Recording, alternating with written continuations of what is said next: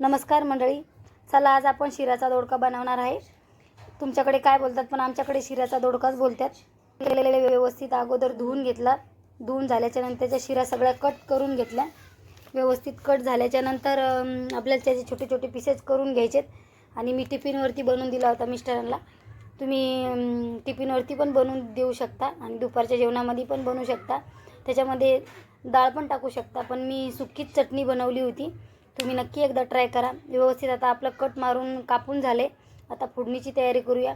कढई ठेवली गॅसवरती। कढईमध्ये 1 चम्मच तेल टाकलं। तेल मस्त गरम झाल्याच्या नंतर जिरे टाकले। जिरे मस्त तळल्यावर एक बारीक चिरलेला कांदा टाकला। एक बारीक चिरलेला टोमॅटो, आलं लसणाची पेस्ट मस्त तळून घेतलं। तळून झाल्याच्या नंतर मसाले टाकले त्याच्यामध्ये।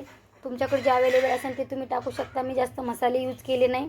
मी घाटी मसाला, धनिया पावडर, हळद टाकली आणि आपला दोडका कट केलेला तो टाकला।